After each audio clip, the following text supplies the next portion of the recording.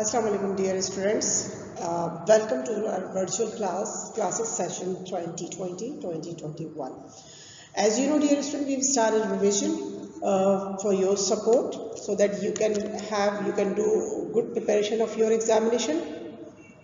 So today I have selected the topic from English verses, from selection from English verses. We have 3 books in our course.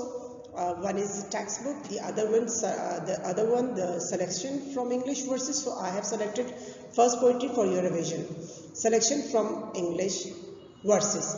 The third book, let me tell you the third book, it is novel. My dear student, will be studying later on, right? So let's start our topic, my dear students. Seven Ages of Men is written by William Shakespeare. This poetry is written by William Shakespeare. So थोड़ा सा हम अपने poet का introduction ले लेते हैं. आप थोड़ा बहुत जानते ही होंगे विलियम शेक्सपियर के बारे में, मगर बहुत लोग नहीं जानते, तो थोड़ा सा इनका एक बेसिक इंट्रोडक्शन ले लेते हैं. ठीक है dear students. William Shakespeare was a renowned English poet,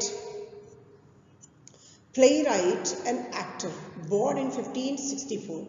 एक बहुत ही मशहूर अंग्रेजी शायर, ड्रामा निगार और अदाकारी भी शायद आपके नॉलेज में ना हो कि अदाकारी भी की इन्होंने और अदाकार रहे, बहुत अच्छे, बहुत मशहूर.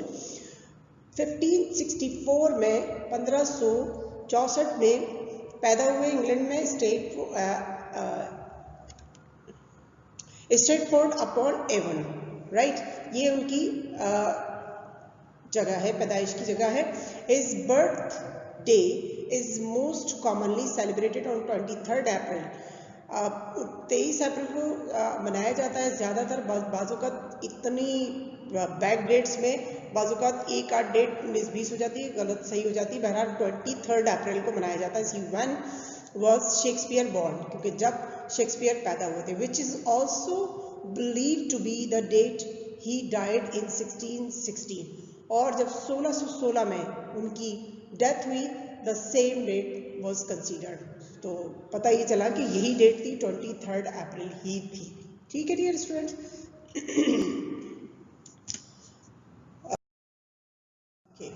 Shakespeare was a prolific writer. Prolific मतलब प्रेजेंटिंग अ लार्ज नंबर और क्वांटिटी, यानी कि बहुत ज़्यादा तादाद में आपकी तसानीफ है.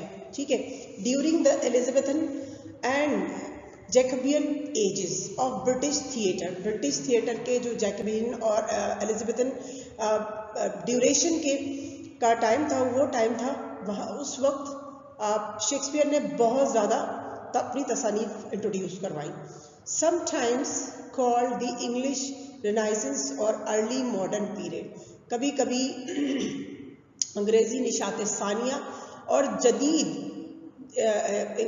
इंग्लिश लिटरेचर के जदीद दौर की इब्तिदा समझा जाता है.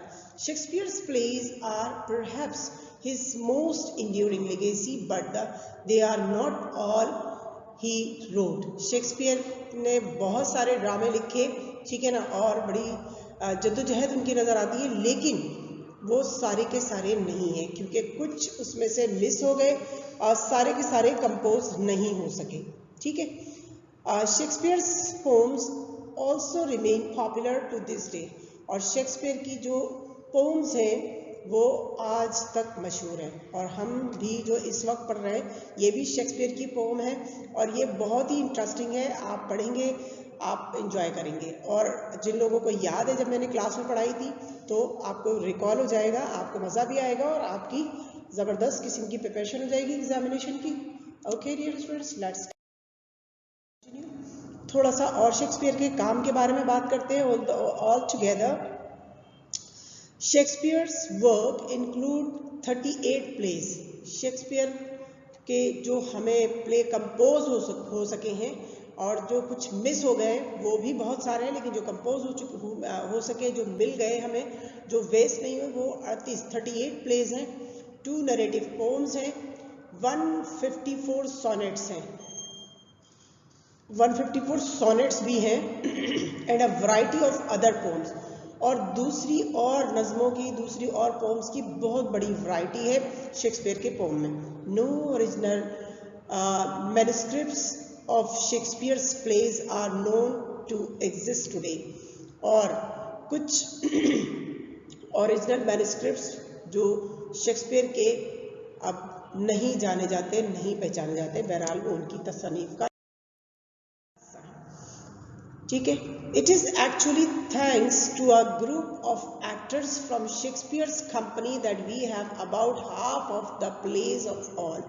अब देखें, तकरीबन आधे जो उनकी तसनीफ किए हुए ड्रामे थे, तकरीबन हमें आधे मिल सके, और वो भी शुक्रिया अदा किया जा रहा है शेक्सपियर के साथियों का, उस ग्रुप का जिन्होंने उन्हें कंपोज किया, जिन्होंने उन्हें कलेक्ट किया, ठीक है. They collected them for publication after Shakespeare died. और उन्होंने वो सारे ड्रामे जो उनको मिल सके वो उन्होंने कलेक्ट किए और पब्लिकेशन के लिए दिए शेक्सपियर की मौत के बाद, यानी कि उनकी ज़िंदगी तक वो यानी कि पब्लिश नहीं हो सके थे. बट बाद में लोगों ने उनसे उनसियत और मोहब्बत और का मुजाहरा करते हुए और लिटरेचर की खातिर के, मतलब ये इतनी सारी बड़ी तसनीफ है, एक बड़ा टैलेंट है, उसको वेस्ट होने से बचाया और उन्होंने पब्लिकेशन के लिए दिया. प्रिजर्विंग द प्लेस, उन ड्रामों को बचाया. These writings were brought together in what is known as the first folio. Folio refers to the size of the paper used. बहरहाल ये सारे ड्रामे फर्स्ट फोलियो के नाम से पहचाने जाते हैं. It contain 36 of his plays. इसमें तकरीबन 36 उनके ड्रामे हैं, but none of his poetry. मगर इसमें उनकी कोई पोइट्री शामिल नहीं है. जो फर्स्ट फोलियो के नाम से जाना जाता है, इसमें शेक्सपियर के तकरीबन 36 ड्रामे कलेक्ट किए गए, लेकिन कोई पोइट्री इसमें शामिल नहीं की गई. बहरहाल आप जानते हैं he is best as well. In act 2 scene 7 as you like it, जो हम पढ़ रहे हैं 7 एजेस ऑफ मैन, ये ड्रामे से एक्सट्रैक्ट की गई है ये poem. As you like it इसका एक्ट 2 और सीन 7 है, जहां पर इसको गाया गया है और जेक्स ने इसको गाया है, या जेक्स ने इस पर बात की. Jaques speaks his ages of man monologue better known by most as the all the world's stage speech. और इसको जाना जाता है कि all the world's stage, इस नाम से ज़्यादा जाना जाता है, ये एक स्पीच के हवाले से. In this monologue, Jax starts by explaining that all the world's stage. और इस मोनोलॉग में जैक्स बात करना शुरू करते हैं कि तमाम दुनिया एक स्टेज है. ये उस टाइम की बात है डियर स्टूडेंट्स कि जब ज़्यादातर जो भी तफरी होती थी, या जो भी ड्रामा, प्ले राइट, या जो भी इस तरह की कहना चाहिए कि प्रेजेंटेशंस होती थी, वो स्टेज पर हुआ करती थी. तो फिल्म, वीडियो, इस तरह का कोई कंसेप्ट नहीं था, ठीक है. तो यहाँ पर भी राइटर ने स्टेज से बहुत ज़्यादा इंस्पायर होकर ये इंसानी ज़िंदगी को स्टेज की मानंद तस्वुर किया. And all the man and women merely players, और तमाम ख़वातीन और हज़रात सिर्फ अदाकार हैं. Then goes on to describe these 7 ages of life that men go through in some detail.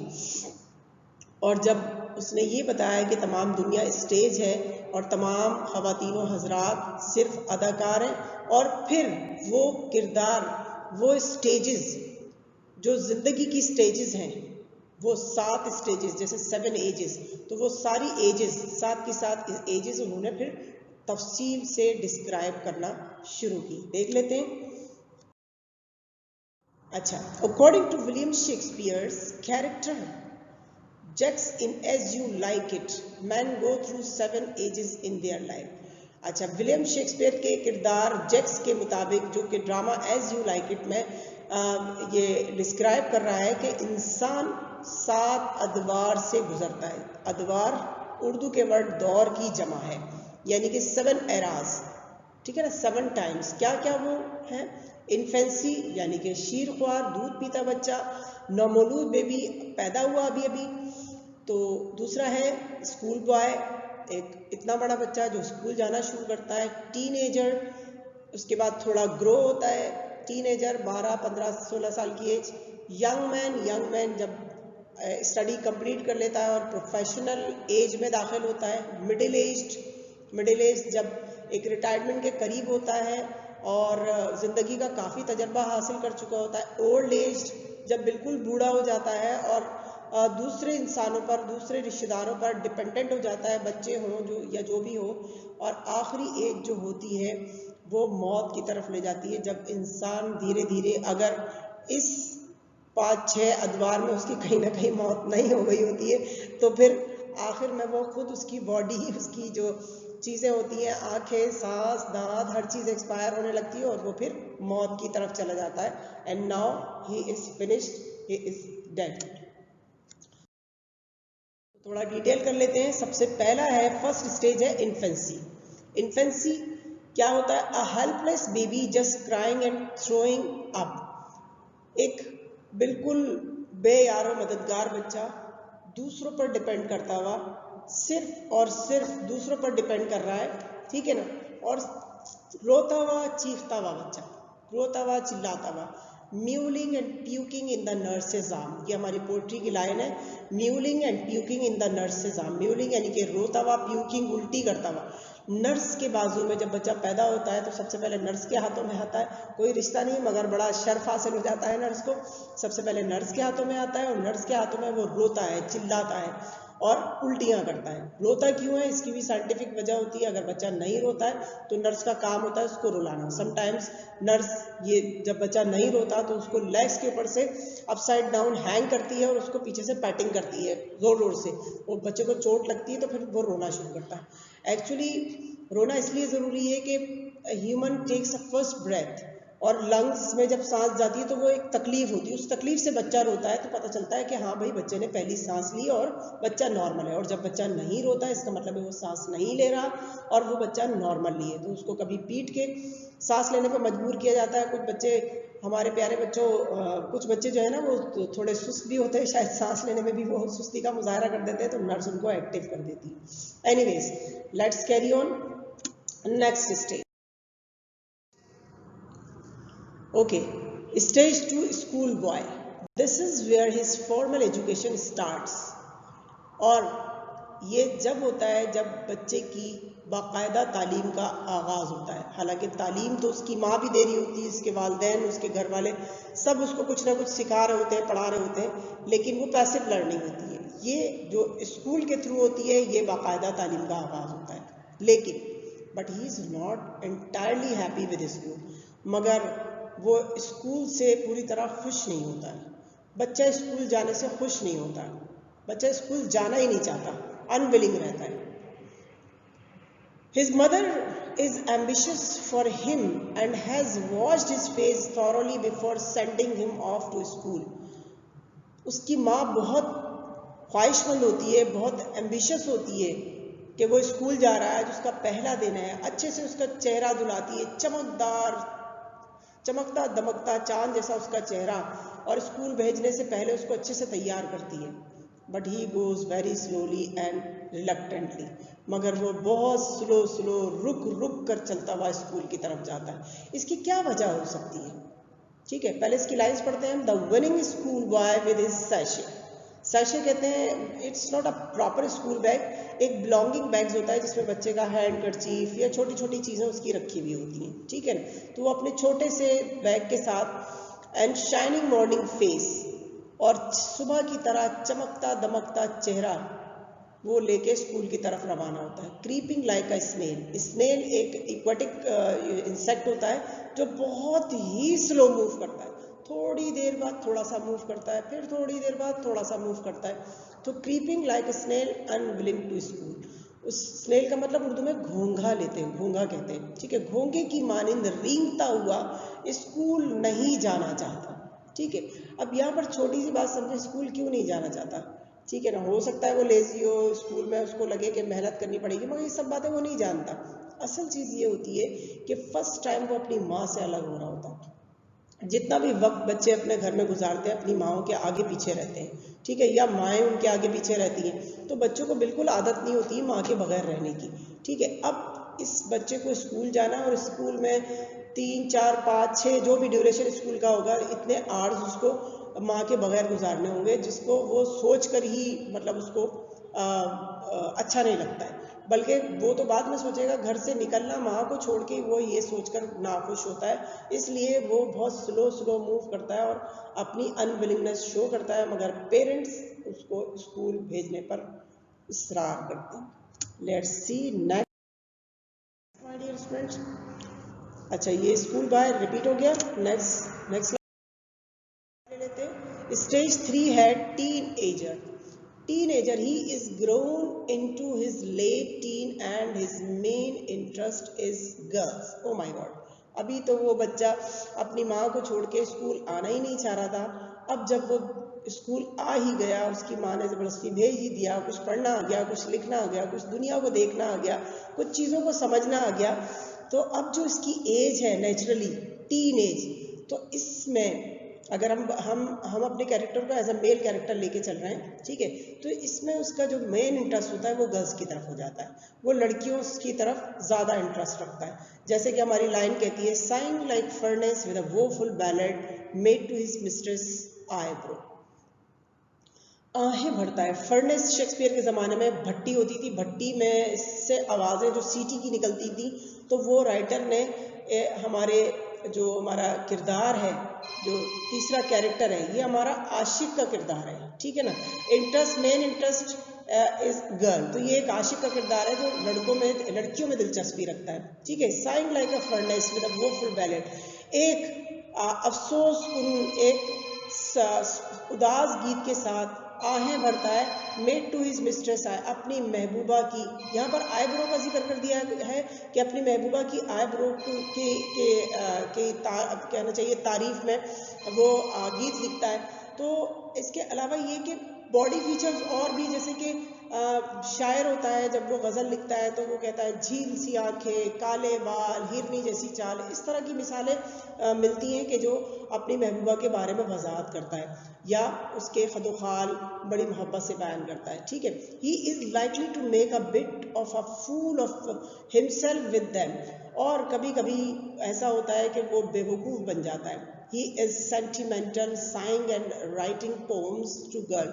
वो बड़ा जज्बाती होता है, आहें भरता है और लड़कियों के लिए पोम्स, नज़में लिखता है। बैलेट कहते हैं नज़म को, गीत को।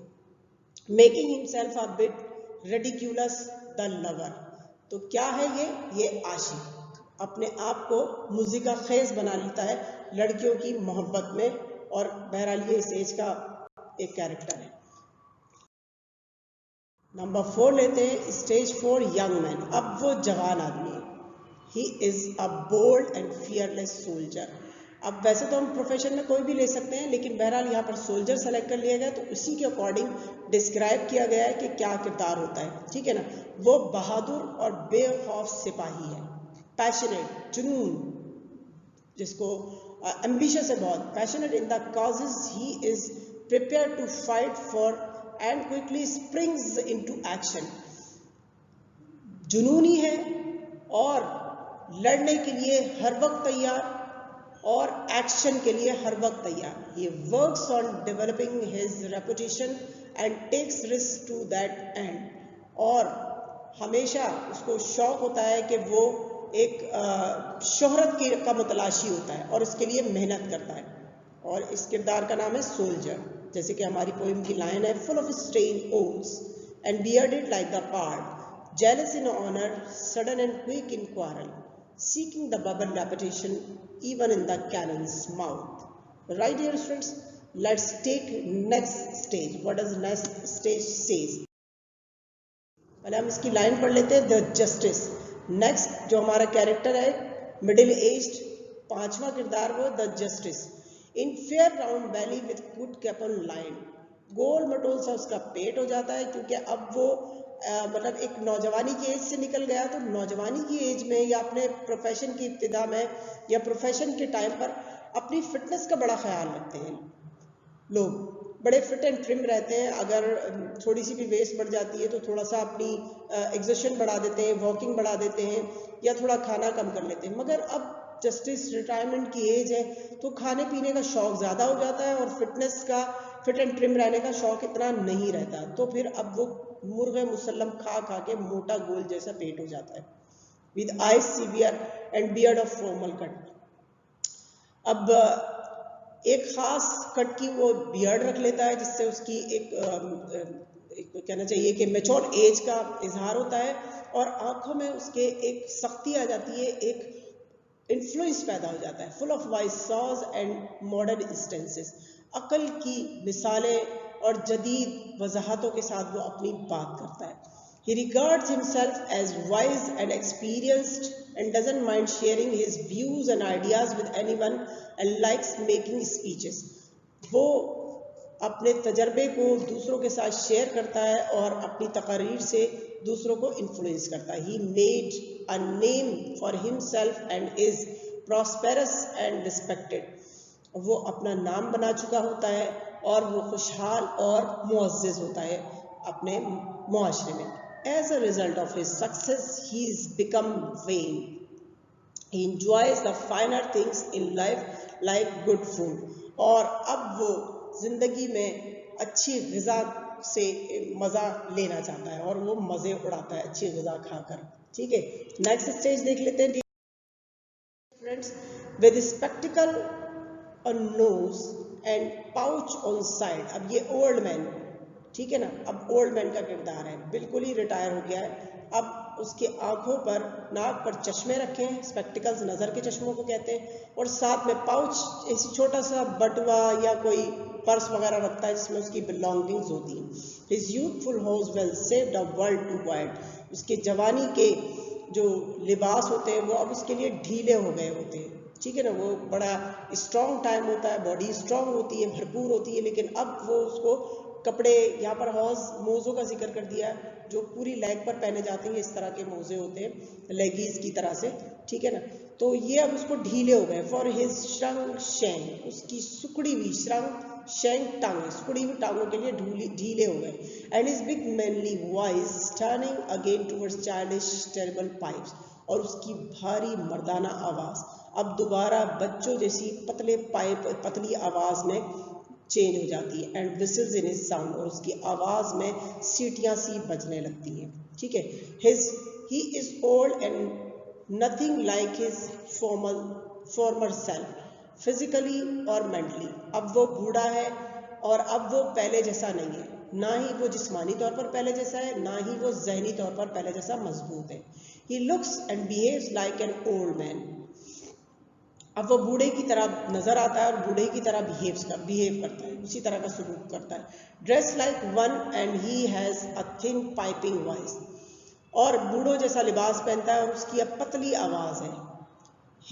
हिज इन्फ्लुएंस स्लिप्स अवे, अब उसका जो एक रोब था वो गायब हो गया।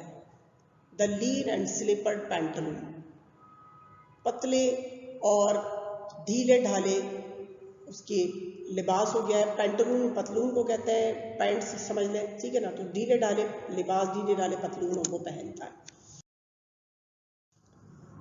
Stage 7 death. अब ये क्या स्टेज हुई, ये तो मौत ही हो गई। हम मौत को डिफाइन करते हैं कि मौत कैसे आती है। Second childishness and mayor oblivion, अब बुढ़ापे की उम्र से भी जब एक कदम आगे बढ़ जाता है तो कहता है कि राइटर कहता है दूसरा बचपन। जैसे हम भी आम ज़माने में कहते हैं कि आम अल्फाज में कि बूढ़ा और बच्चा बराबर होते हैं। क्यों? क्योंकि बच्चा भी कमज़ोर होता है, बूढ़ा भी कमज़ोर होता है, बच्चा भी डिपेंडेंट होता है, बूढ़ा भी डिपेंडेंट होता है। बच्चे को कोई नॉलेज नहीं होती है, इसलिए वो हज़ार सवालात करके आपका दिमाग खाता है।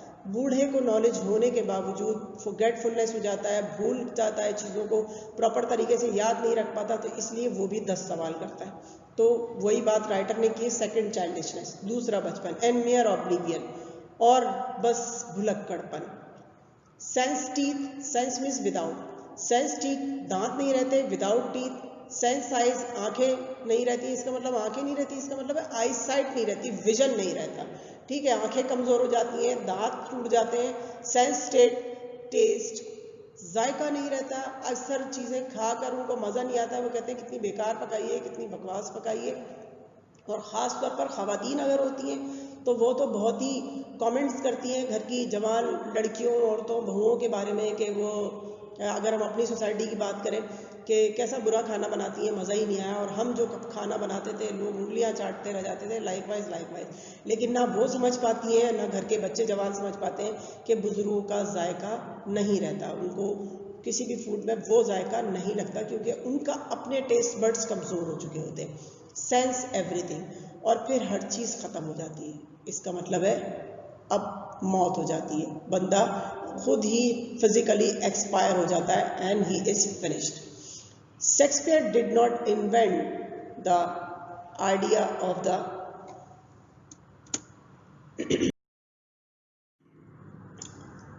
the idea of the world as a stage was not original, but it was a metaphor.